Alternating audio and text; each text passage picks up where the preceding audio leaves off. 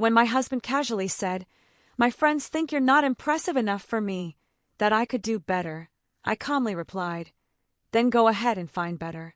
That same day, I quietly canceled our plans, the gifts, absolutely everything. 2 weeks later, at 4 a.m., his very best friend called me in tears. "Please answer. Something happened tonight, and it involves you. What if the person you loved, the one you built a life with, suddenly called you unremarkable and walked out the door? And what if, in that exact moment, you realized you held the power to shatter his entire world, not with anger, but with the quiet, undeniable truth?" It was 6:15 in the morning. I woke up, still groggy, to the sound of my husband, Emmett, methodically packing a suitcase. My heart immediately sank. "What are you doing?" I mumbled, checking the clock. He didn't even look at me, just kept folding his shirts with an aggressive, almost clinical precision. "I'm going to Marcus's place for a few days," he said, his voice flat. "I need space to think about our relationship, about whether this is really what I want." I sat up, the chill of the morning hitting me harder than usual. "Whether what is what you want? Us?" I asked, my voice barely a whisper. He finally glanced up, gestured vaguely around our bedroom, at me, at the 7 years of our marriage embodied in the furniture and framed photos. "You're a great person, Cora," he started, and that's when I knew. The but was coming. "But my friends have been asking questions. Asking why I'm with someone who doesn't really have ambition. Someone who's just comfortable. Not impressive. That word. Unimpressive. It landed like a physical slap, stinging my ears.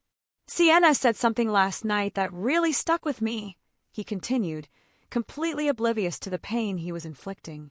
"She said I was too remarkable to be with someone unremarkable. And I think she's right." He zipped up his suitcase.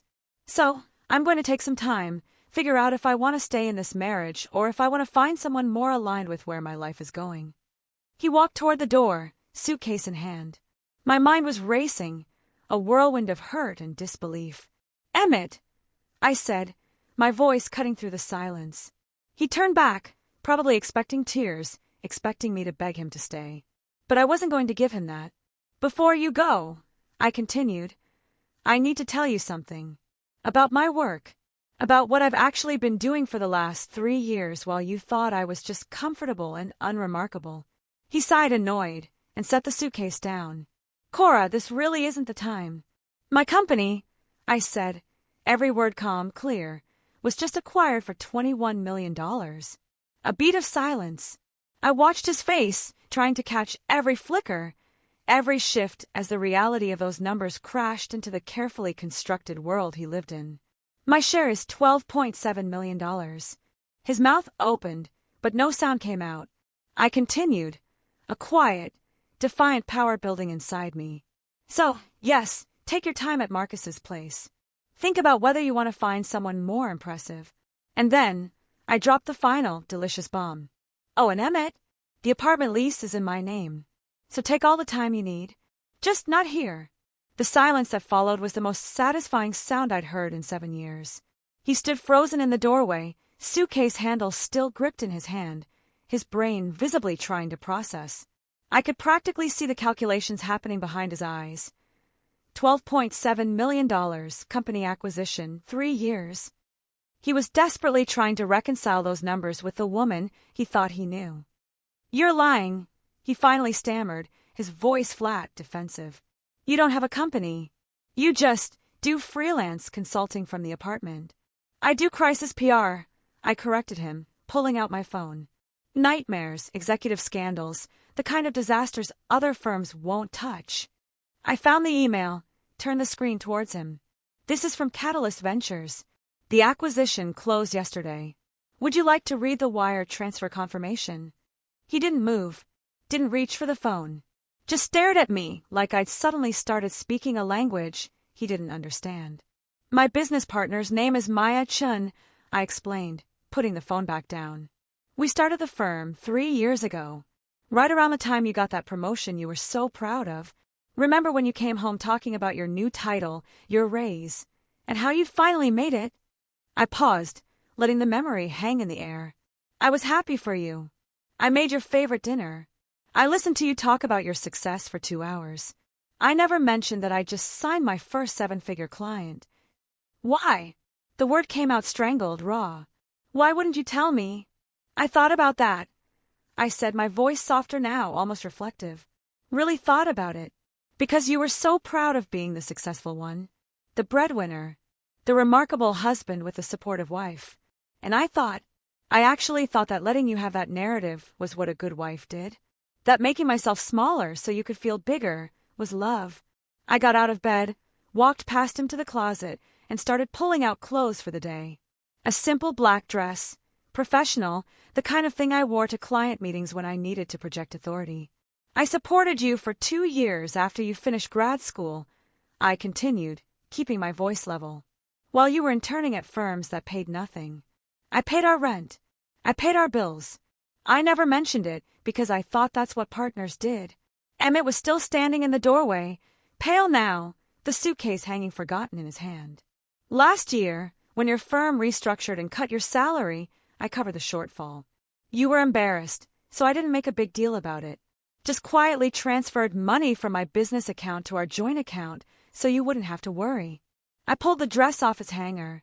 The Tesla you've been test driving every weekend? I made a down payment last week. $20,000. Surprise. Cora, the apartment we live in, he began, his voice strained. The lease is in my name, I finished for him. Has been since before we got married. You moved in with me, not the other way around. The furniture, the art on the walls, the car you drive. I bought all of it.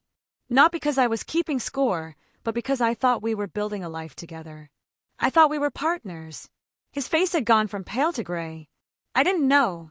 No, you didn't, I said, the words coming out sharper than I'd intended, years of suppressed frustration finally finding their edge. Because you never asked. In 7 years of marriage, you never once asked me what I was really working on. What I cared about. What I was building. You just assumed I was there to support your career, your dreams, your ambitions. The unremarkable wife with the remarkable husband. I walked past him into the bathroom, started brushing my teeth. Through the mirror, I could see him, still standing there, processing, trying to find his footing in a conversation that had completely escaped his control. I met you 9 years ago, I said around the toothbrush, at that coffee shop in Portland. You were a grad student with big dreams about changing the world through architecture. You had this way of talking about buildings like they were living things. And I fell hard. I rinsed, set down the toothbrush. We got married at my parents' vineyard in Napa. Small ceremony, just family and close friends. I wore my grandmother's dress. You cried during your vows. You promised to see me, really see me, for the rest of our lives. The memories sat between us, heavy and tangible. For the first few years, I thought you did see me. I thought we were happy. I worked my freelance consulting jobs, contributed to bills, supported your career, made your favorite meals, went to your work events, smiled at your colleagues, listened to you talk about your projects for hours. I met his eyes in the mirror. I was very good at being the woman in the background, the steady presence that required no attention. I thought that's what you wanted, Emmett said quietly, his voice hollow.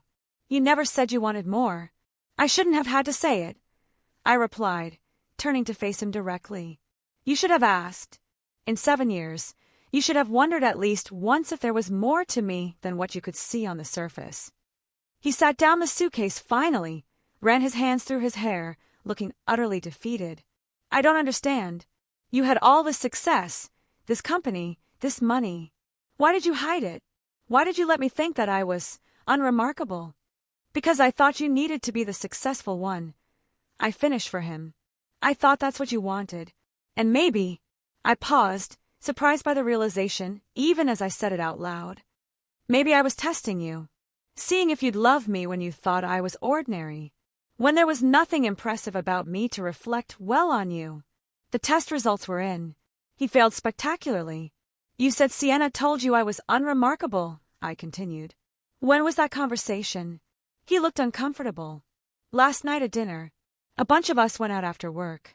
Marcus, Devin, Harper, Sienna. We were talking about relationships, careers, life stuff. And Sienna, she didn't mean it in a bad way. She just said she thought I could probably do better. That I was too accomplished to be with someone who didn't have the same level of ambition. And you agreed with her. It wasn't a question, but he answered anyway. I thought she had a point. I nodded slowly, a chilling calm washing over me. So this morning you woke up and decided to pack a bag, go to Marcus's place, and think about whether you wanted to stay married to your unremarkable wife. Is that about right? When you say it like that? He trailed off. How should I say it, Emmett? I walked back into the bedroom, started making the bed. You were leaving me. Not with conversation, or honesty, or any attempt to work through whatever you were feeling. You were just packing a suitcase and walking out at 6 a.m. so you could avoid the mess of an actual breakup. He winced. I was going to call you later. Explain everything properly. How generous, I murmured, smoothing the comforter, fluffing the pillows. Well, you don't have to call now. You can explain everything properly right here. Tell me exactly what made you think I was unremarkable. I'm genuinely curious. Emmett shifted his weight, deeply uncomfortable now. It's not that you're unremarkable, Cora. It's just, you don't have ambitions. You work from home. You don't have a title or a career path or a 7-figure income. He stopped, the words dying in his throat. Or a multi-million-dollar company. I prodded gently.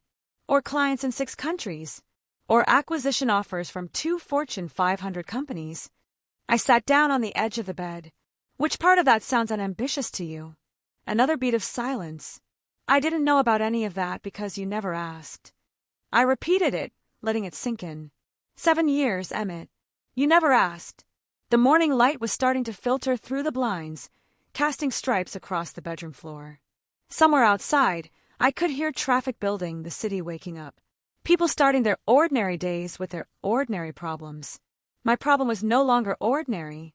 I want you to go to Marcus's place, I said, finally, my decision firm. I want you to take your time thinking about whether I'm remarkable enough for you. And while you're doing that, I'm going to be doing something, too. What? He asked, wary. Planning your birthday party. I smiled, but it wasn't warm. You said your friends are all invited, right? Marcus, Devin, Harper, Sienna. The ones who think I'm so unremarkable. He nodded slowly. Good, I said. Because I already have a reservation at Atelier Rousseau for your birthday. I made it 4 months ago. Michelin-starred restaurant. 3-month waiting list, the works. I was going to surprise you with a private dinner, just the 2 of us. I stood up, walked to my closet, and started getting dressed. But I think I'm going to modify the reservation. Make it a group event. Something memorable. Cora, what are you planning? He whispered, a hint of fear in his voice. I pulled the black dress over my head, zipped it up. I'm planning to give you and your friends exactly what you want. The truth about who I really am. No more hiding. No more being unremarkable. I grabbed my laptop bag from the desk, my car keys from the dresser. The apartment lease is in my name, like I said. So, take your suitcase and go to Marcus's place.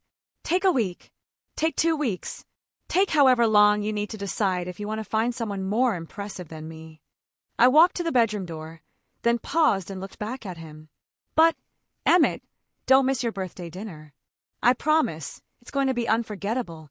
I drove to Maya's apartment in the Mission District, arriving just after 7:30. She lived on the 3rd floor of a converted Victorian, the kind of place with original hardwood floors and bay windows that caught the morning light. I'd barely knocked when she opened the door, already dressed, coffee already made. Tell me everything, she said, pulling me inside. I collapsed onto her couch and recounted the entire morning. The suitcase, the unremarkable speech, the look on his face when I told him about the acquisition, the invitation to his birthday dinner that was now going to become something else entirely. Maya listened without interrupting, her expression shifting from shock to anger to something that looked almost like vindication. When I finished, she poured us both coffee and sat down across from me. 3 years, she said quietly. 3 years you've been hiding what we built because you were afraid of how he'd react. I wasn't afraid, I argued, though even to myself it sounded weak. Yes, you were, Maya corrected me gently. You were terrified he'd feel diminished, that he'd be threatened, that he wouldn't be able to handle having a wife who was more successful than him. She sat down her cup, and guess what? You were right. The second his friends questioned whether you were remarkable enough, he started packing a suitcase. The words stung because they were true. Maya and I had met in college freshman year, randomly assigned as roommates in a dorm that smelled like old carpet and ambition. She was studying computer science. I was studying business management. We'd stayed up late talking about the companies we'd build someday, the impact we'd make, the way we'd change industries that desperately needed changing. After graduation, we'd gone separate ways for a few years. She'd worked at a tech startup in Austin. I'd done consulting for various firms in San Francisco. But we'd stayed close, talking every week, sharing ideas, watching each other's careers develop. Then 3 years ago, over drinks at a wine bar in North Beach, Maya had pitched me an idea. Crisis management for tech companies, she'd said. But not the corporate BS kind. The real kind. When a company has a data breach and millions of customer records get exposed. When an executive gets caught doing something awful and the board needs damage control. When everything is on fire and the traditional PR firms are too scared to touch it. I'd been intrigued immediately. Why us? Because we're good at putting out fires. Because we understand tech. And because no one expects two women to walk into a room and fix what their overpaid consultants couldn't. She grinned. Also, we'd make a fortune. She hadn't been wrong. We'd started small.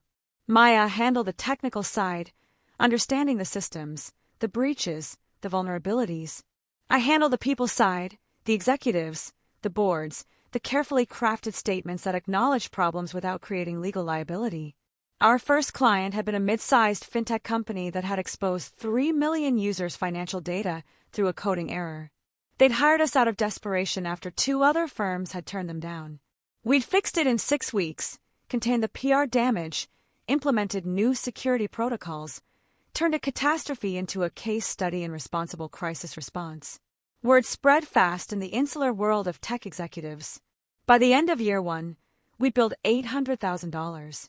By the end of year 2, $2.3 million. Last year, $4.2 million. We were expensive, we were discreet, and we were devastatingly effective at saving reputations and careers when everything was falling apart. 6 months ago, 2 Fortune 500 companies had approached us about acquisition. They wanted our methods, our client list, our expertise. But most of all, they wanted us. The offers had been staggering. The kind of numbers that made my accountant develop a nervous tic when he showed me the projections. But both offers came with the same condition. We had to go public. Our LLC structure had kept our names hidden, offering anonymity to clients who valued discretion above everything else. But if we wanted 8-figure payouts, we needed to become the public faces of what we'd built. I'd hesitated for months. I told Maya I needed more time, that I wasn't ready, that going public would complicate things at home. The truth was simpler and more pathetic. I was afraid of how Emmett would react. I should have told him years ago, I said now, staring into my coffee. When we first started making real money, when we landed our first 7-figure client, I should have just been honest. Why weren't you? Maya asked gently. I thought about that. Really thought about it. Because he was so proud of being the successful one. The breadwinner. Every time we went to a party or a work event, he'd introduce me as his wife who does some freelance consulting. And then he'd spend 20 minutes talking about his latest architectural project. And I'd stand there, smiling, nodding, playing the supportive wife. I set down my cup. I told myself I was being kind, letting him have the spotlight, not making it a competition. But it wasn't kindness, Maya said. It was enabling. I know that now. She pulled out her laptop, opened it on the coffee table between us. Hey, so here's where we are. Catalyst Ventures is ready to close the deal. $21 million for 60% of the company. Your share after splitting, $12.7 million. Mine the same. We stay on as executive partners. Full control of operations. 5-year commitment. The numbers still didn't feel real. The press release is drafted, Maya continued. Jordan McNulty is handling PR. He's coordinated with TechCrunch, Forbes, Entrepreneur Magazine, all the major business outlets. The story goes live the night of Emmett's birthday.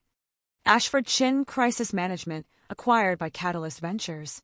Two women built an 8-figure company while everyone was looking the other way. She glanced up at me. That's the angle Jordan wants to lead with. The invisible founders. The women who built something extraordinary while staying completely under the radar. It's a good story, Cora. People are going to eat it up. I thought about Emmett seeing that story. About Marcus and Devin and Sienna and Harper. All the friends who decided I wasn't remarkable enough. Scrolling through their feeds and seeing my face beside Maya's. Seeing the numbers. Seeing the truth they've been too lazy or too dismissive to discover on their own. When's the board meeting? I asked. Friday. 3 days from now. The investors want to finalize terms. Sign papers, make it official. Maya closed her laptop. Are you ready for this? Really ready. Because once we do this, there's no going back to invisible. We're the face of the company. Every success, every failure, every decision. It's public now. I'm ready, I said, and I meant it. That afternoon, I went home and pulled out every piece of documentation I'd been maintaining for the past 3 years.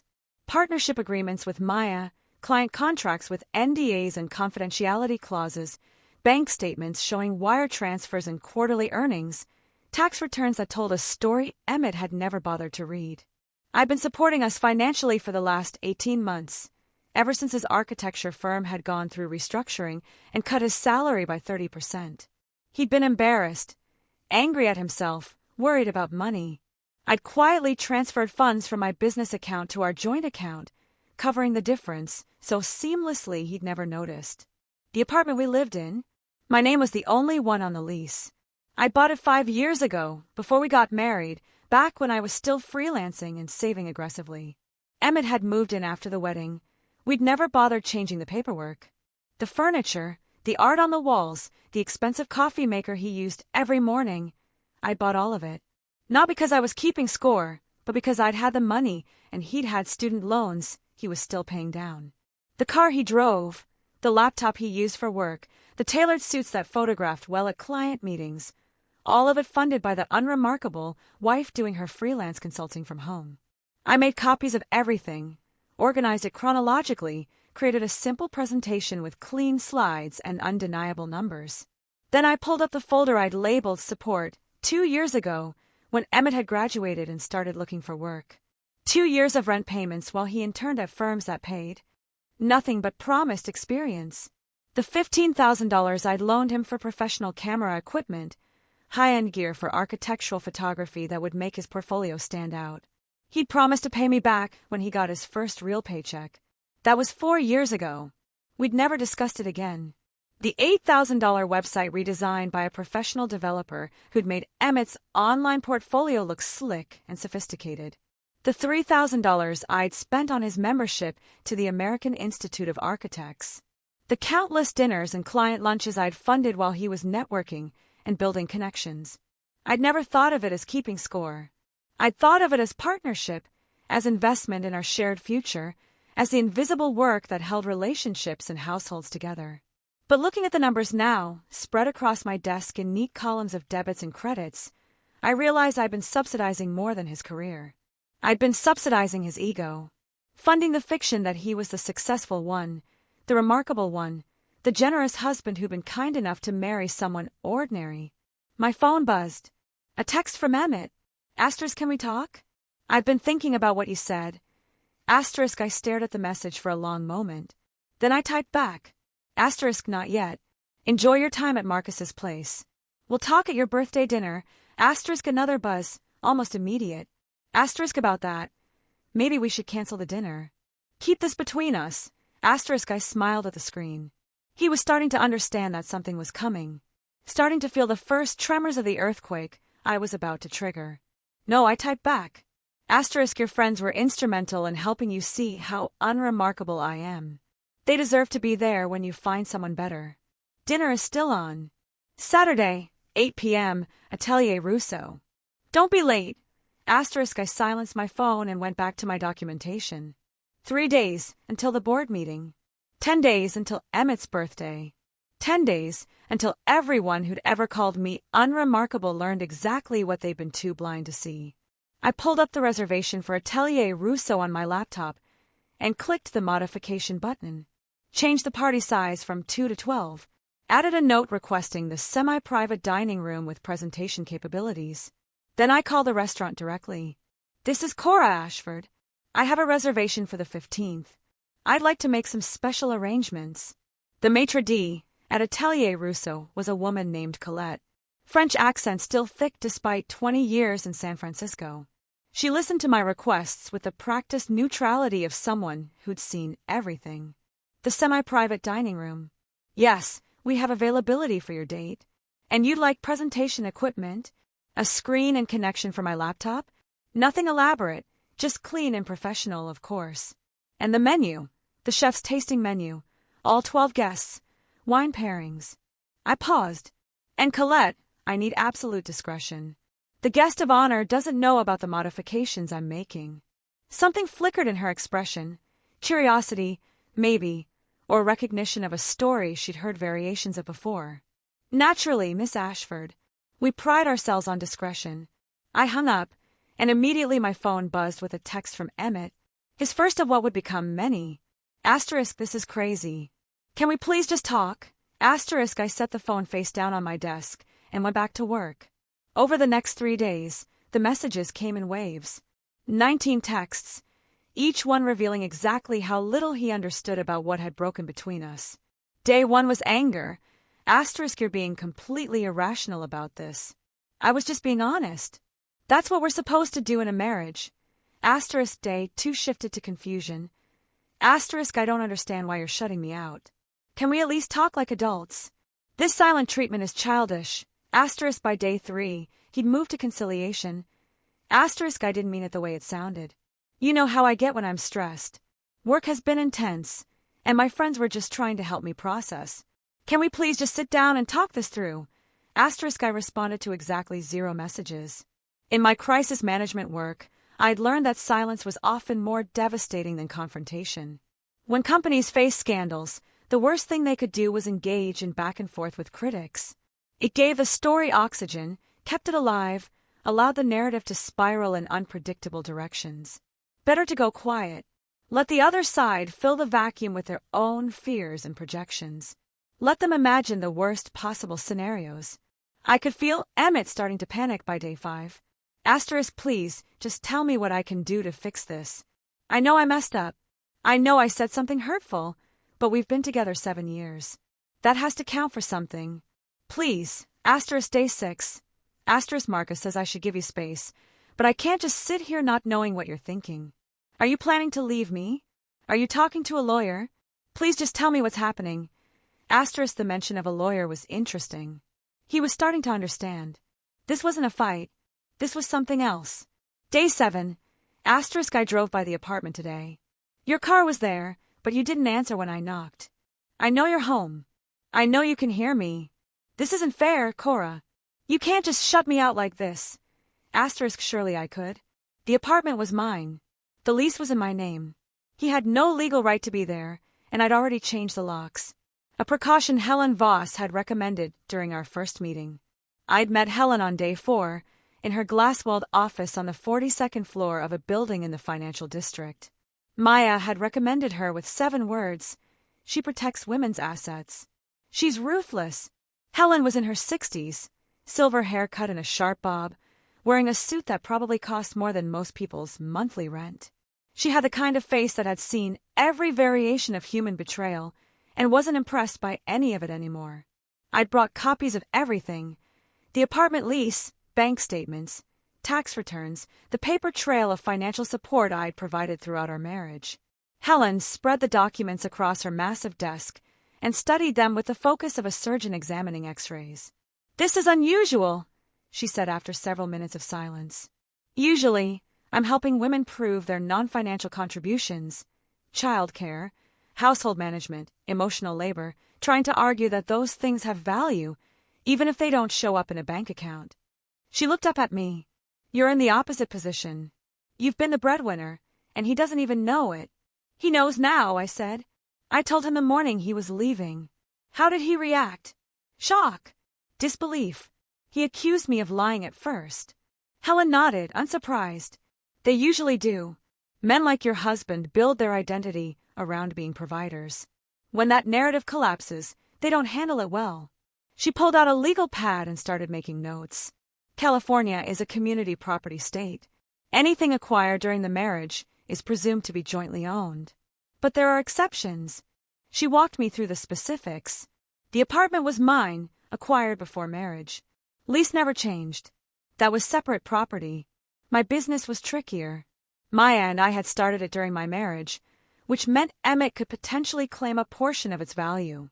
But, Helen said, tapping her pen against the pad, if you can demonstrate that you built the business with your own labor and capital, and that he made no contributions to its success, you have a strong argument for keeping it separate.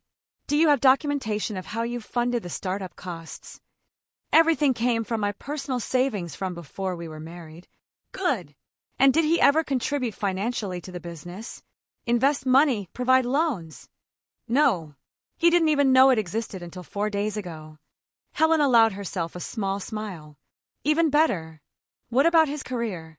Did you support him financially while he was building his? I told her about the 2 years of rent payments, the equipment loan, the website design, the professional memberships and networking events. Document all of it, Helen said. Dates, amounts, any written communication about repayment.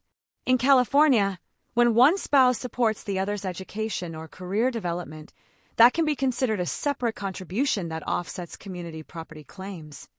She drew up preliminary separation papers, advised me on asset protection, explained how to separate our bank accounts without triggering suspicion. Are you sure you want to do this? Helen asked as I was leaving. 7 years is a long time. People say things they don't mean when they're stressed or influenced by friends. Sometimes marriage counseling can. 7 years of being invisible is long enough, I said. Helen studied me for a moment, then nodded. All right, I'll have the papers ready by early next week. But Miss Ashford, once you file, there's no putting this back in the box. Make sure this is really what you want. I thought about Emmett's suitcase, about the casual cruelty of being called unremarkable, about 7 years of making myself smaller so he could feel bigger. It's what I want, I said. On day 8, I met with Jordan McNelt at a cafe in the Mission. He was already there when I arrived, sitting at a corner table with his laptop open and 2 coffees waiting. Jordan was in his early 40s, perpetually dressed like he'd just come from a meeting with important people, which he usually had. He built his career managing product launches for tech companies, the kind of careful narrative construction that turns software releases into cultural moments. You're finally doing it, he said when I sat down, going public with what you've built. I explained the situation, the marriage ending, the acquisition closing in less than 2 weeks, the birthday dinner I was planning for Emmett and his friends. Jordan listened without interrupting, his expression shifting from surprise to something that looked almost like admiration. This is delicate, he said when I finished. We can't make it look like you're announcing the acquisition to humiliate your husband. It has to be about the business, about you and Maya stepping into your power. The personal stuff, the marriage, the birthday dinner, that stays personal. I'm not trying to humiliate him, I said. I'm just done hiding. I know, but the press won't see it that way if we're not careful. They'll make it about revenge, about a bitter wife getting back at her husband. That's not the story we want. He pulled up a draft press release on his laptop. Ashford Chin Crisis Management acquired by Catalyst Ventures. 2 women built an 8-figure company while everyone was looking the other way. We lead with the business achievement, the innovation, the fact that you've been handling some of the biggest tech crises of the last 3 years and nobody knew your names. That's the story. When does it go live? I'm thinking Saturday night, 11 p.m., after your dinner. He glanced at me. That gives you your moment with Emmett and his friends. Then, while they're all processing what you told them, the press release hits. By morning, it's everywhere. Tech blogs, business news, LinkedIn. The story becomes about your success, not about your marriage. Can you coordinate with Forbes? TechCrunch already has. They're hungry for the story. Secret female founders who built something massive. That's catnip for business press right now. He closed his laptop. But Cora, I need you to understand something. Once you're visible, you can't go back to invisible. People will have opinions about you, about your business, about your marriage. They'll dissect your life on social media. Are you ready for that? I thought about the last 7 years, about introducing myself as Emmett's wife at parties and watching people's eyes glaze over with disinterest the moment they learned I just did some consulting. About being remarkable in secret because I was afraid of what visibility would cost. I'm ready, I said. On day 14, the morning of Emmett's birthday, I woke at 5 a.m. to an email from Maya with the subject line, "We did it. Wire transfer confirmed. OMG. We're rich. $12.7 million just hit your account. Check it. I'll wait." I pulled up my banking app with shaking hands. The number was there. Undeniable. 7 figures, followed by more figures than I'd ever seen in my personal account. I waited for euphoria, for tears, for some big cinematic moment of triumph. Instead, I felt calm, like I'd been walking through fog for 7 years, and someone had finally turned on the sun. The money wasn't the point. The point was, I'd built something real while everyone was looking the other way. I'd proven to myself, if no one else, that remarkable wasn't something someone else got to decide about you. I got out of bed and walked to my closet, pulled out the midnight blue silk dress I'd bought last week specifically for tonight. Simple cut, expensive fabric, the kind that whispered instead of shouted. I showered, did my makeup, styled my hair. When I looked at myself in the mirror, I barely recognized the woman looking back.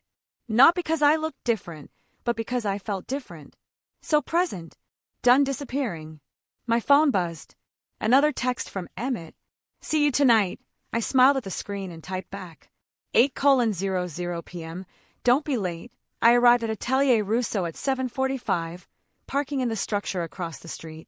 The evening air was cool, typical for San Francisco in late September, carrying that salt and fog smell from the bay. I walked the 2 blocks to the restaurant, my heels clicking against the pavement in a steady rhythm that felt like a countdown. The restaurant's exterior was understated, just a brass plaque beside a dark wooden door. The kind of place that didn't need to announce itself because everyone who mattered already knew where it was. I'd walked past it a dozen times with Emmett over the years, watching him slow down each time, his eyes lingering on the couples, disappearing through that door into whatever magic waited inside. Someday, he'd say, "When I really make it, we'll go there." I'd made the reservation 4 months ago, back when I still thought we meant something. Colette was waiting inside, elegant in black, her French accent still thick despite what I knew was 20 years in San Francisco. She recognized me immediately. We'd spoken on the phone 3 times in the past week, finalizing details. "Miss Ashford," she said, extending her hand. "Everything is prepared exactly as you requested." "Thank you, Colette." She led me past the main dining room, past tables of well-dressed couples speaking in low voices over wine that cost more per bottle than most people's weekly groceries. We went through a corridor lined with black and white photographs of Parisian food markets, then through a door into the semi-private dining room I'd reserved. It was perfect. The table was set for 12, champagne flutes catching the light from the Edison bulbs overhead. The menus were already placed.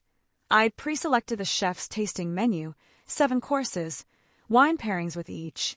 In the corner, discreet but visible, was the screen and projector I'd requested, already connected to the restaurant's Wi-Fi network. "The presentation equipment is ready," Colette said. "You'll be able to connect directly from your laptop, and I've briefed the sommelier. Champagne will be poured when you give the signal." I pulled out my laptop, tested the connection. The first slide appeared on the screen, a simple title slide with my company logo. I advanced through the presentation quickly, making sure everything was in order. The acquisition announcement, the financial documentation, the timeline of support, all of it clean, professional, undeniable. "Perfect. Perfect," I said, disconnecting. "I'll reconnect when I'm ready. Will you be joining the party immediately, or would you prefer to wait at the bar?" "The bar," I said. "I want to watch them arrive."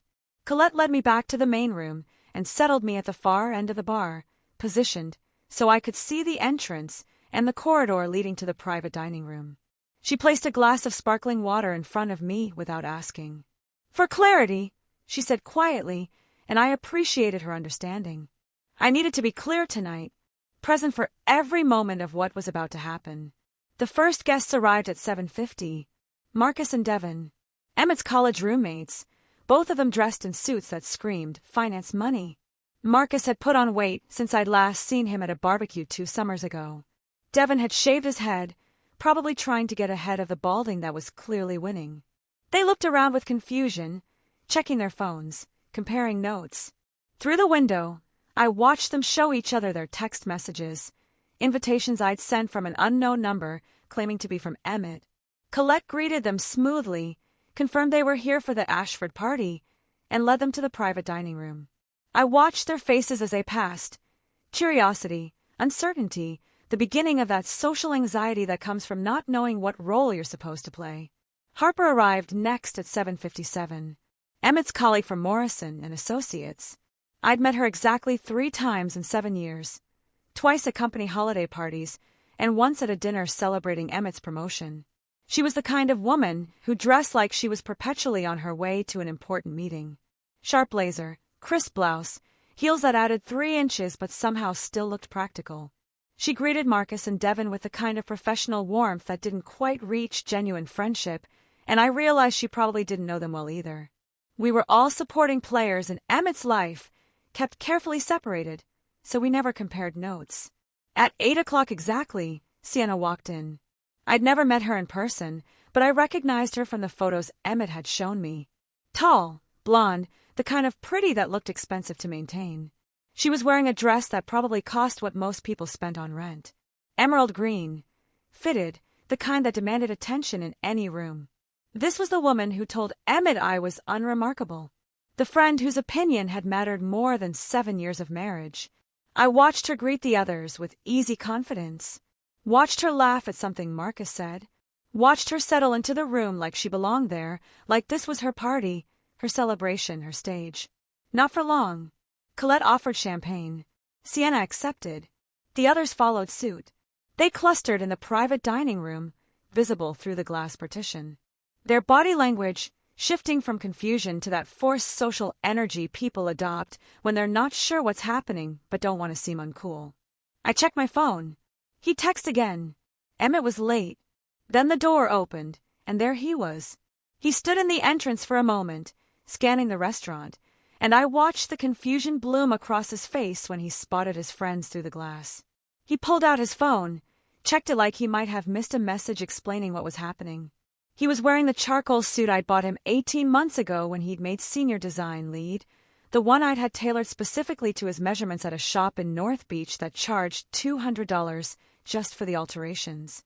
The Italian leather shoes I'd given him last Christmas, the ones he'd worn to every important meeting since then. He looked successful, polished, like a man who had his life figured out. I knew exactly how much of that image I'd funded. His eyes swept the room, searching, and finally landed on me at the bar. I watched him process it. His wife, alone, watching him, something unreadable in her expression. He started walking toward me, his face cycling through emotions. Confusion gave way to hope, hope tinged with uncertainty, uncertainty bleeding into the beginning of fear as he registered something in my posture that told him this wasn't going to be the reconciliation he'd convinced himself was coming. "Cora!" he said when he reached me, his voice tight. "What's going on? Why are Marcus and Devin here and Sienna?" "It's your birthday dinner," I said calmly. "I invited the people whose opinions matter most to you." "But I thought," he stammered, "we should talk. I thought it would be just us. We will talk. In front of your friends. The ones who helped you see how unremarkable I am." I stood up, smoothed my dress. "Come on. Everyone's waiting." I started walking toward the private dining room. Behind me, I heard Emmett following, his footsteps hesitant, his breathing slightly elevated. He was starting to understand that something was wrong, that the script he'd written in his head wasn't the one I was about to perform. Colette opened the door to the private dining room. The conversation inside stopped as everyone turned to look at us. I watched Sienna's expression shift from curiosity to something more guarded. Watched Marcus and Devin exchange a glance. Watched Harper set down her champagne glass with careful precision. "Thank you all for coming," I said, stepping into the room with the authority I usually reserve for boardrooms full of panicking executives. "Please, everyone sit. I wanted to celebrate Emmett's birthday with the people who matter most to him." Emmett entered behind me, still confused, looking between his friends and me like he was trying to solve a puzzle with pieces that didn't fit. Cora, what is this? His voice carried an edge of desperation. It's exactly what I said. Your birthday dinner. I moved to the head of the table, positioning myself so everyone could see me clearly. 2 weeks ago, you told me your friends think I'm not remarkable enough for you. That you could do better. I thought your friends should be here when you find out exactly how remarkable I've been. I saw the moment it registered, the way his face went pale, the way his hands clenched at his sides. Sienna shifted uncomfortably in her seat. Marcus wouldn't meet my eyes. Devon suddenly became very interested in the menu in front of him. Only Harper looked directly at me, her expression unreadable, like she was watching a play and wasn't sure yet whether it was tragedy or comedy. Everyone here has champagne except you and me, I said, looking at Emmett. Should we get glasses? We have so much to celebrate. Colette appeared silently at the door. 2 champagne flutes on a tray. She set them down at the remaining 2 seats, one at the head of the table where I stood, one beside it where Emmett was still frozen. Please, I gestured to his chair. Sit. This is your party after all. He sat slowly, like a man walking into a trap he could see but couldn't avoid. The room was completely silent except for the soft sound of champagne being poured, bubbles rising in crystal, the anticipation thick enough to taste. I picked up my glass and smiled at the table full of people who decided I wasn't worth noticing. Shall we begin? The sommelier moved around the table with practiced efficiency, filling 12 champagne flutes with golden liquid that caught the light like promises about to be broken. I stood at the head of the table, perfectly still, watching bubbles rise in crystal, while Emmett remained frozen halfway between standing and sitting, his confusion hardening into something closer to dread. When the last glass was filled and the sommelier had retreated through the door with a discreet nod, I let the silence stretch. Let it become uncomfortable. Let everyone in that room marinate in their uncertainty for exactly 15 seconds before I spoke. 2 weeks ago, I began, my voice level and clear. Emmett came home and told me that his friends think I'm not remarkable enough for him. That he could do better. The words landed like grenades. Sienna's face drained of color so fast I thought she might faint. Marcus suddenly developed an intense interest in the napkin folded on his plate. Devon's jaw tightened. Harper, the only person in the room who looked genuinely surprised rather than guilty, turned to stare at Emmett with an expression I couldn't quite read. And you know what? I continued, keeping my tone conversational, almost light. He was absolutely right. I saw the confusion ripple through the room. This wasn't the script anyone had expected. I'm not remarkable enough. I'm remarkable in ways he never bothered to notice. In ways none of you bothered to ask about. I pulled out my phone, connected it to the screen in the corner. The first slide appeared. Clean, professional, undeniable. This is my company. Ashford Chin Crisis Management. The logo filled the screen. Simple, elegant, professional. For 3 years, while Emmett was collecting his architecture awards and introducing me at parties as his wife, who does some freelance consulting, my business partner Maya and I have been running a boutique crisis management firm specializing in tech companies. I advanced to the next slide. A list of services, carefully worded to protect client confidentiality, but specific enough to convey scope. We handle the disasters other consultants won't touch. Data breaches affecting millions of users. PR nightmares involving executive misconduct. Corporate scandals that could destroy companies if mishandled. We're discreet, we're effective, and we're very, very expensive. Next slide. Client testimonials with names redacted. Case studies with identifying details removed. Revenue charts showing exponential growth over 3 years. I heard someone inhale sharply. Couldn't tell who. Last year, we billed $4.2 million. This year, we're on track for $6.8 million. 6 months ago, 2 Fortune 500 companies approached us with acquisition offers. I let that information settle, watching faces process numbers that didn't match the narrative they'd constructed about who I was. This morning, I said, advancing to the next slide, we finalized the acquisition. The announcement from Catalyst Ventures filled the screen. Official letterhead, legal language, and at the bottom, the number that had made my accountant's hands shake when he'd shown me the wire transfer confirmation. 60% of the company sold to Catalyst Ventures for $21 million. My share, after splitting with my partner and paying out early investors, $12.7 million. The silence that followed was absolute. Not even breathing sounds. Just 12 people frozen in place, champagne glasses suspended, brains trying to reconcile the woman standing in front of them with the one they dismissed as unremarkable. I let them sit with it. Let the number echo in the quiet space. Then I advanced to the next slide. But let me show you something else. Because the remarkable thing isn't just what I built. It's what I built while everyone assumed I was building nothing. Bank statements appeared on the screen. My account and our joint account side by side, showing monthly transfers for the last 18 months. These are the deposits I made to cover our household expenses after Emmett's firm restructured and cut his salary by 30%.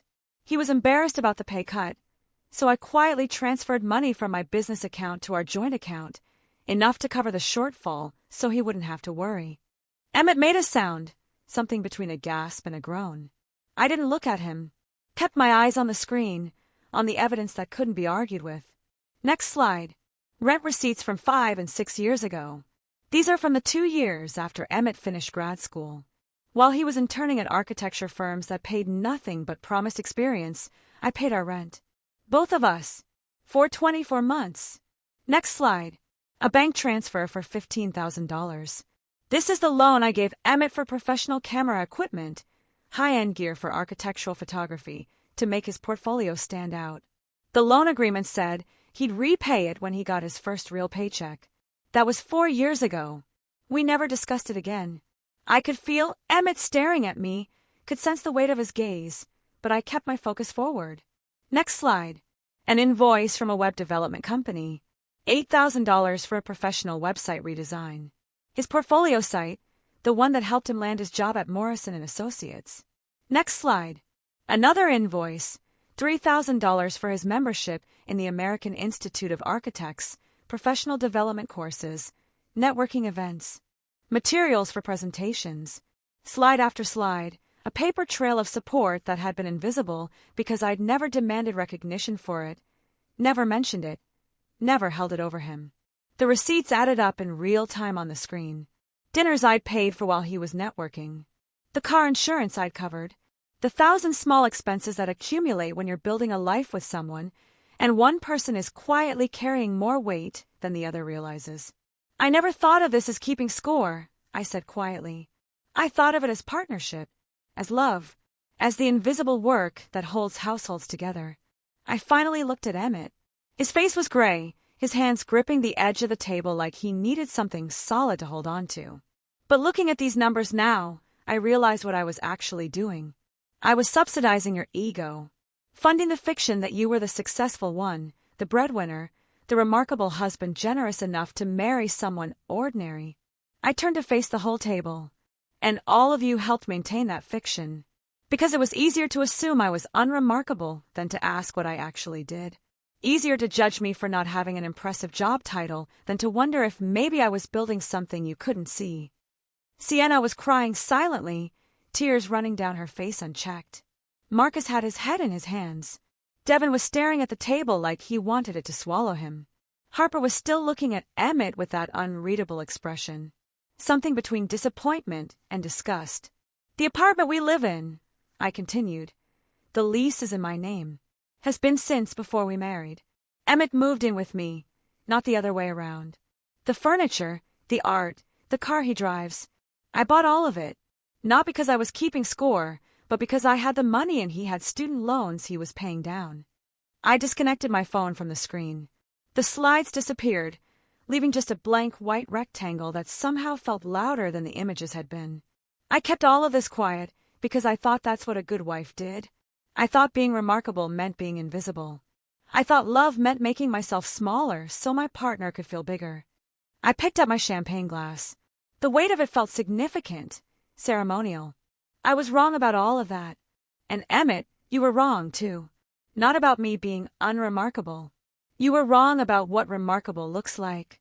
I raised the glass, watching the light catch in the liquid, creating tiny prisms that scattered across the white tablecloth. I paid for this dinner. Every course, every wine pairing, every moment of this evening. Consider it a birthday gift and a severance package. You all get to enjoy a $400 per person tasting menu courtesy of the unremarkable wife who apparently wasn't worth keeping. I looked at each of them in turn. Sienna with her tears, Marcus with his shame, Devon with his silence, Harper with her judgment, and finally Emmett, who looked like a man watching his entire self-concept collapse in real time. To finding better, I said, my voice steady, clear, final. May you all eventually learn the difference between what's remarkable and what's just visible. I drank. The champagne was excellent, crisp, expensive, everything this moment required. I set down the glass with a soft clink that somehow sounded like an ending. Then I walked out of Atelier Russo into the cool San Francisco night, leaving behind the birthday dinner, the marriage, and the life I'd built around people who'd never bothered to look closely enough to see me. Behind me, through the glass, I heard the explosion of voices. Shock and anger and confusion, all colliding at once. But I didn't look back. I'd said everything that needed saying. The rest was just noise. The walk to my car felt longer than it was.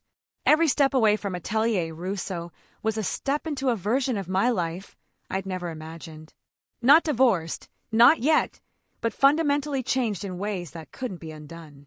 I drove home on autopilot, barely registering the traffic lights or the streets I'd driven down 1,000 times. My hands were steady on the wheel. My breathing was even. I felt calm in a way that should have been unsettling, but somehow wasn't. The apartment was dark when I let myself in. I didn't turn on the lights, just walked to the windows overlooking the city and stood there, watching San Francisco prepare for sleep. Lights dimming in office buildings. Last calls wrapping up in bars. The pulse of the city slowing to its nighttime rhythm. My phone was on silent, but I could see it lighting up on the counter. Text after text. I didn't read them. Instead, I sat down on the couch in the darkness and waited for what? I wasn't entirely sure. Grief, maybe. Regret. The emotional aftermath of detonating 7 years of marriage in front of an audience. But none of that came. Just that same clear, calm certainty that I'd done exactly what needed to be done. I must have dozed off at some point, because I was startled awake by my phone ringing at 4:17 a.m. The screen showed an unknown number. San Francisco area code. I stared at it for 3 rings, debating whether to answer, before curiosity went out. Hello. Please. A woman's voice wrecked with crying. Please, Cora. Something happened tonight, and it's about you. I sat up straighter, trying to place the voice through the tears and gasping breaths. Please answer. Please. I need to talk to you. I did answer. I said, my voice devoid of emotion. Who is this? It's Sienna. From the dinner. I'm so sorry. I'm so sorry. Sienna.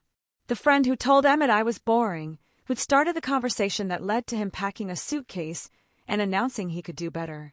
I stood up, walked to the kitchen, poured myself a glass of water, let her cry while I drank it. Sienna, I said finally, my voice calm and clinical, the tone I use with clients in crisis. It's 4 a.m.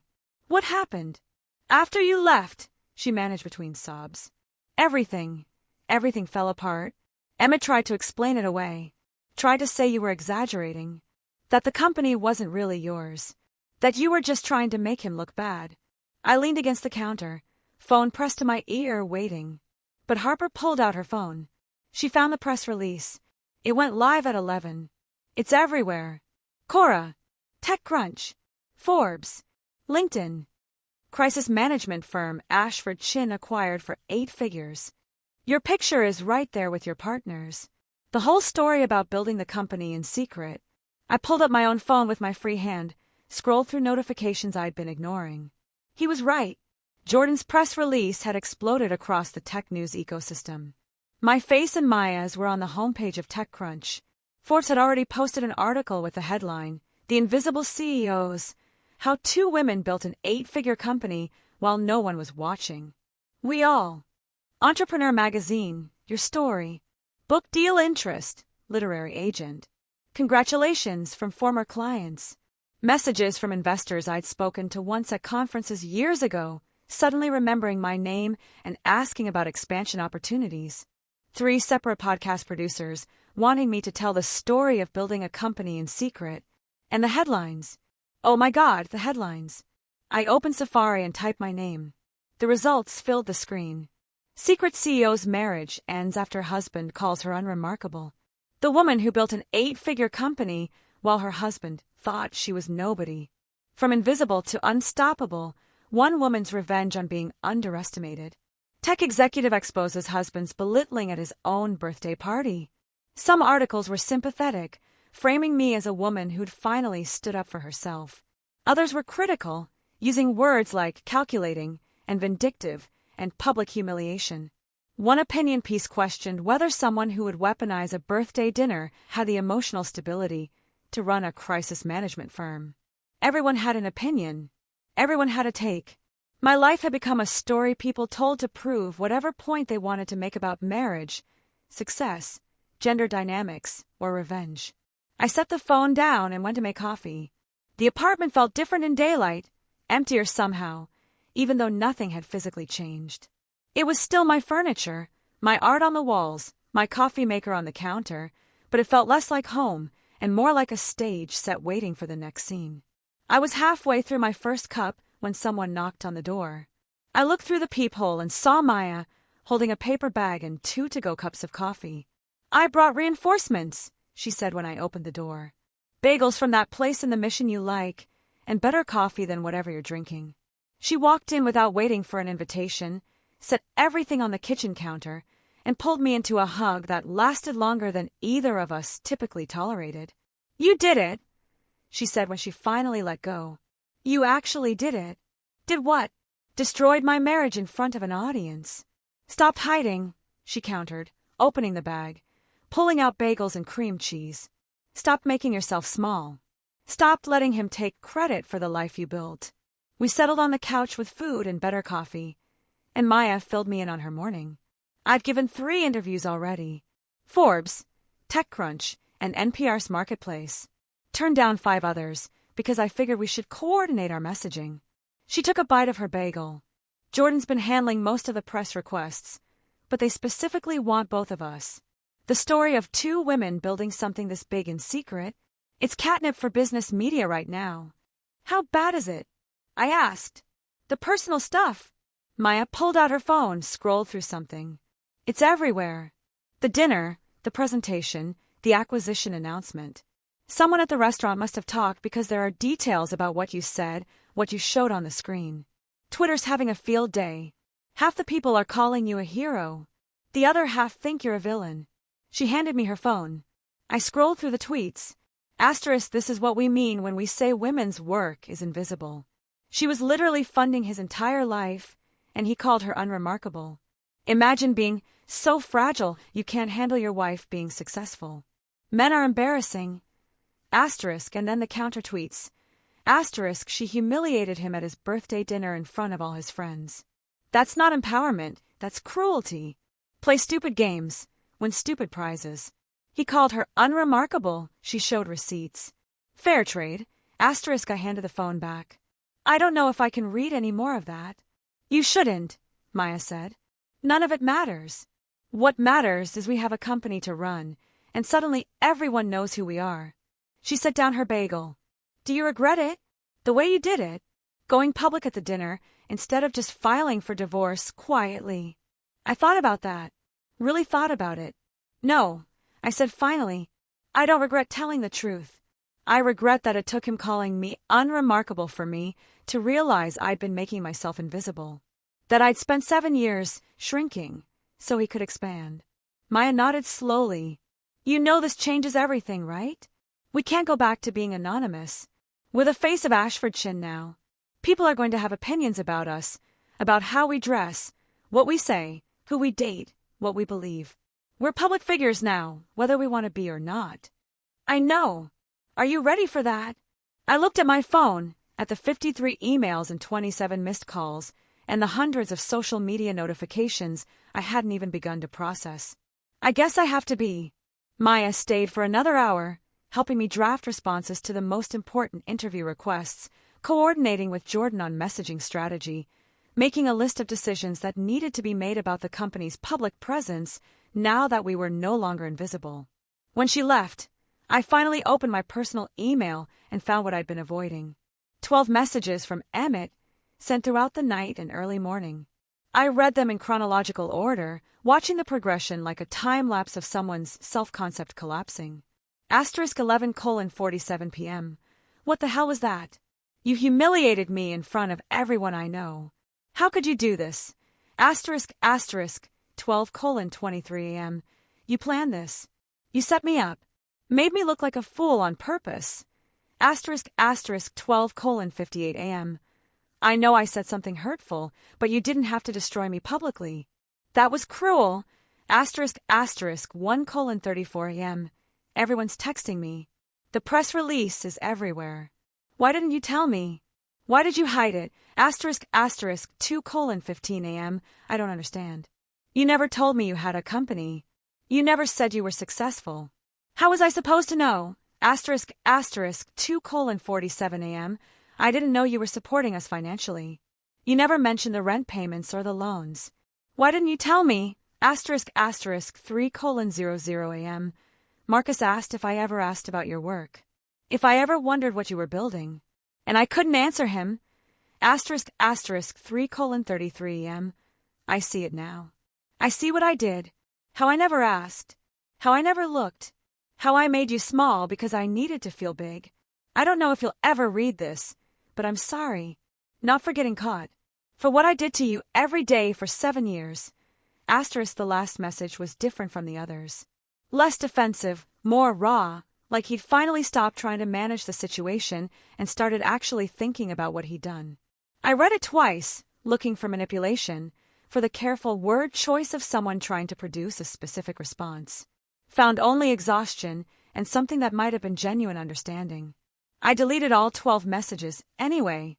My phone rang. Helen Voss, my lawyer.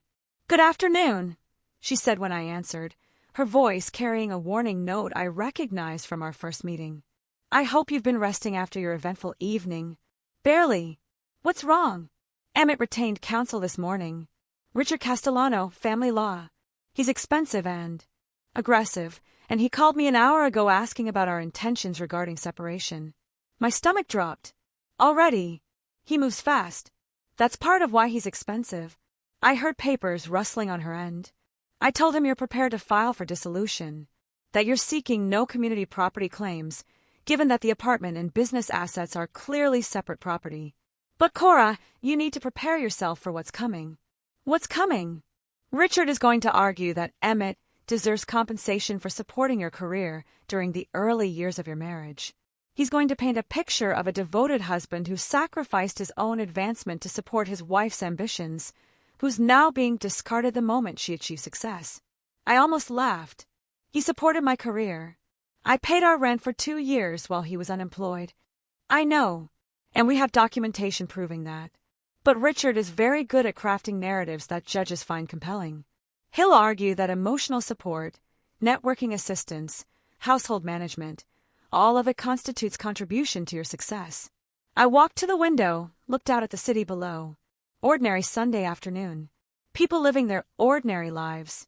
No idea that mine was becoming something unrecognizable. What do I need to do? Nothing yet.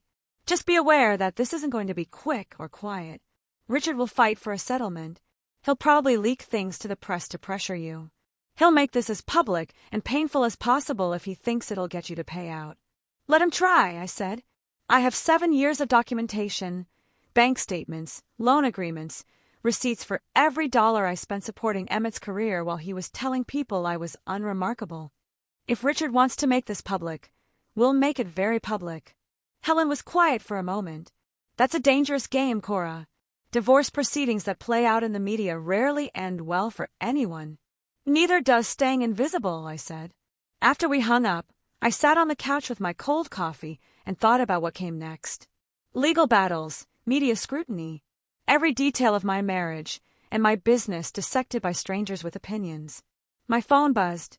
A text from Jordan. *CNN wants you for an interview tomorrow. Morning segment. Are you ready for television? I looked at my reflection in the darkened TV screen across the room. Messy hair, no makeup, wearing yesterday's clothes that I'd fallen asleep in. I didn't look ready for television. Didn't look ready for any of this. But ready or not, I was already in it. Yes, I typed back. Send me the details, because if I was going to be visible, I might as well be impossible to miss. The CNN interview aired on a Tuesday morning. I watched it from the green room of a podcast studio in Oakland where I was scheduled to record next. My phone muted, coffee going cold in my hand. The host asked predictable questions about the acquisition, about building a company in secret, about what it felt like to finally step into the spotlight. I'd given careful answers, the ones Jordan and I had rehearsed. Professional, measured, focused on the business rather than the personal drama everyone actually wanted to hear about. But then she'd ask the question I hadn't prepared for. Do you think your husband ever loved you? I'd paused on screen, and I watched myself now in that pause, seeing something flicker across my face that I couldn't quite name. I think he loved the version of me that fit into his story. I'd said finally. The question is whether that counts as love at all. The clip went viral within hours. By afternoon, it had been turned into memes, quoted in think pieces, debated on Twitter by people who'd never met either of us but had strong opinions about what love should look like. That was 8 weeks ago. Now it was early December, and I was standing in the new offices Maya and I had leased in the financial district, 43rd floor, looking out at the bay through floor-to-ceiling windows that made the whole city look like something we owned. The space was everything we dreamed about during those late nights 3 years ago when we were still building in secret. Exposed brick walls, open floor plan with standing desks and collaborative spaces, a conference room with a view so stunning that clients sometimes lost their train of thought mid-sentence, distracted by the bridge and the water and the sense that they were making decisions at the top of the world. We had 40 employees now, actual staff with business cards and email signatures and 401k plans, clients in 6 countries, revenue projections that made the $21 million acquisition price look quaint. Maya found me at the window, 2 coffees in hand. She passed me one without speaking, and we stood there together, watching the city move below us. Forbes' article is live, she said finally. I pulled out my phone. There it was. The invisible powerhouses. How Cora Ashford built an 8-figure company while her husband thought she was unremarkable. The headline made me wince. I'd asked them to focus on the business, on the work Maya and I had done, on the innovative approach we take to crisis management. But editors loved a personal angle, and my personal angle had become the story everyone wanted to tell. It's good, Maya said. Really good. They focused on the company, on our client success stories, on the methodology we developed. The personal stuff is just context. I scrolled through the article. He was right. It was well written, fair, comprehensive. But the pull quotes they'd chosen were all about marriage and invisibility and what happens when someone finally refuses to stay small. The comments are brutal, I said, scrolling further. Don't read the comments. Never read the comments. But I couldn't help myself. The opinions ranged from supportive to savage. Everyone projecting their own experiences and grievances onto my story. Asterisk, she's a hero for exposing him.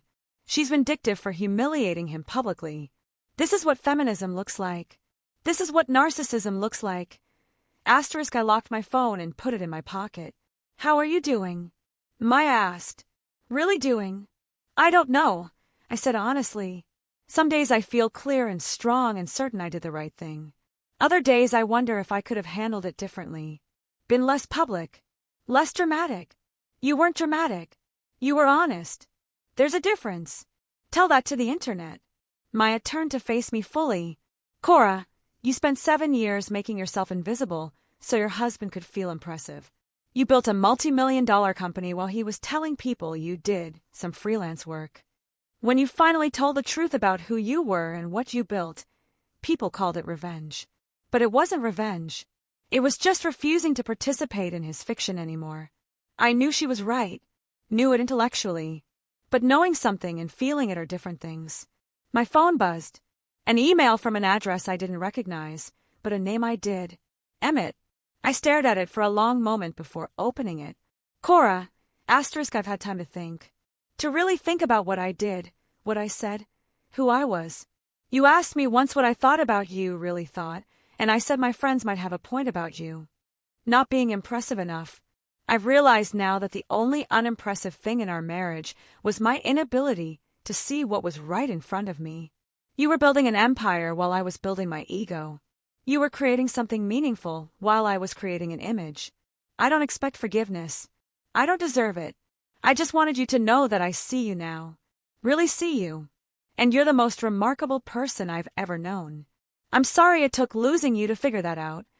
Asterisk, I read it twice, searching for traces of the feeling I'd had 9 years ago when I met him in that coffee shop in Portland. The excitement, the hope, the belief that we were building something real together. Found nothing but a quiet recognition that some lessons come too late. I deleted the email and put my phone away. He reached out again. Maya asked. Last time. I'm blocking the address. Good. We stood at the window for a few more minutes, watching the city, before Maya had to leave for a client meeting. I stayed behind, looking out at the bay, at the bridges connecting San Francisco to the rest of the world, at the boats cutting white lines through gray water. A month later, I gave my first keynote speech. The tech conference in Austin had 2,000 people in attendance, most of them younger than me, hungrier than me, trying to build the kinds of companies Maya and I had already sold. I stood backstage in the wings, listening to my introduction, feeling the particular terror that comes from knowing you're about to walk onto a stage under lights bright enough to blind you. Please welcome Cora Ashford, CEO of Ashford Chin Crisis Management. The applause started, and I walked out into the light. I talked for 30 minutes about invisibility as a strategy, about building in the shadows until what you've created becomes undeniable. I talked about the cost of making yourself small, about the years I'd spent diminishing my own accomplishments because I thought that's what partnership required. And I talked about the moment I decided to stop. Not because I wanted revenge, though that's how everyone framed it, but because I finally understood that remarkable wasn't something someone else got to decide about me. The applause when I finished was thunderous. People stood, some were crying. Afterward, in the green room, a young woman approached me. She couldn't have been more than 25, eyes bright with that particular hunger that comes from wanting to prove yourself worthy of the space you occupy. My boyfriend told me I should focus on supporting his startup instead of building my own, she said. He said 2 entrepreneurs in a relationship would be too competitive, that someone needed to be the support system. What did you say? I asked. Nothing yet, but after hearing your talk, I'm going home and breaking up with him. I smiled. Good. Is that what you would do? She asked, her gaze intense. In my position, I thought about that.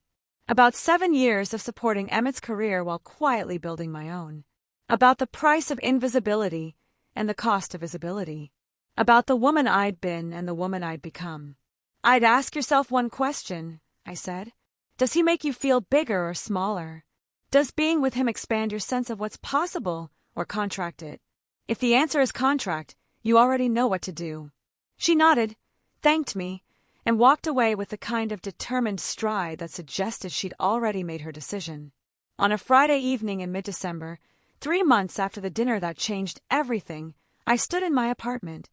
My apartment, paid for with money I'd earned, filled with furniture I'd chosen, and looked out at San Francisco glittering in the winter dusk. My phone buzzed. Maya, asking if I wanted to grab dinner at that Thai place in the Mission. I typed back, see you in 30. I thought about Emmett sometimes. Wondered if he'd learned the lesson, or just learned to hide his assumptions better with the next person. Wondered if he told his version of our story at dinner parties, casting himself as the victim of a vindictive woman who'd hidden her success to make him look bad.